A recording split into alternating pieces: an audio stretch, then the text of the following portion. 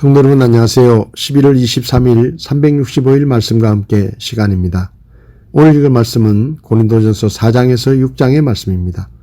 4장에서 바울은 교역자를 판단하는 기준을 제시하는데 이는 고린도 교회의 교역자와 성도 사이에 문제가 생겼기 때문입니다.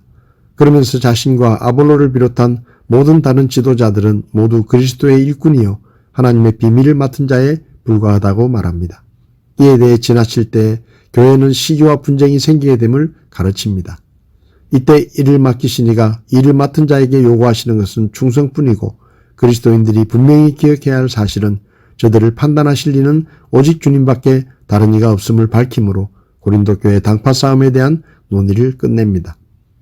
5장에서는 고린도 교회 성적 부도덕에 대한 언급이 나옵니다. 당시 고린도는 성적으로 매우 타락한 상태였는데 교인들 사이에서 근친상간이 공공연히 일어나고 있었습니다. 바울은 이런 죄와 교회의 무관심과 침묵을 단호하게 책망하고 그리스도를 본받아 순결한 생활을 유지할 것을 권면합니다. 이어 교회는 성적으로 부도덕한 자들을 징계하므로 교인들을 보호해야 하지만 불신자들을 사귀지 말라는 것은 아님을 교훈합니다. 6장에서 바울은 성도 간의 불의한 일로 세상 법정에 송사한 일에 대해 고린도 교회 성도들을 책망하며 성도가 세상의 판단을 받는 것이 옳지 않다는 것을 강조합니다.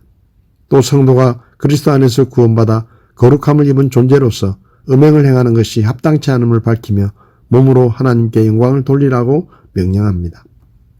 오늘 제 마음에 와닿은 말씀은 고린도전서 4장 1절에서 2절의 말씀입니다. 사람이 마땅히 우리를 그리스도의 사역자요 하나님의 신비들을 맡은 청지기로 여길지어다.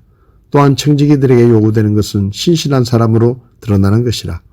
사도 바울은 주님을 위해서 일하는 일꾼들이 어떤 자세로 하나님의 일을 해야 하는가를 말하며 주님의 일을 하는 일꾼은 자신을 예수님의 일꾼이며 하나님의 신비들을 맡은 청지기로 여겨야 한다고 말했습니다.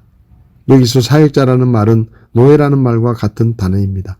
베너라는 영화를 보면 포로로 잡혀간 주인공이 배 맨 밑에서 발에 족쇄를 찬 채로 노를 젓는 장면이 나오는데 거기서 노를 젓는 사람들이 바로 노예입니다.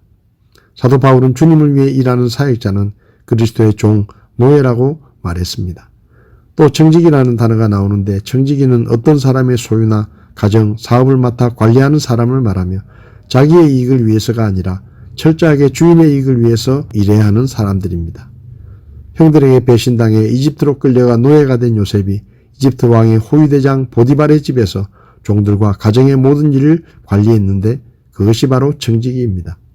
주님을 위해 일하는 일꾼이 노예이고 청지기라고 말씀하신 것은 그가 주인이 아니라 주인이 맡긴 것을 관리하고 주인이 맡긴 일을 하는 사람이라는 것입니다. 우리에게 있는 모든 것, 생명, 시간, 재능, 재물, 은사, 건강은 모두 주인이신 하나님께서 맡기신 것들입니다.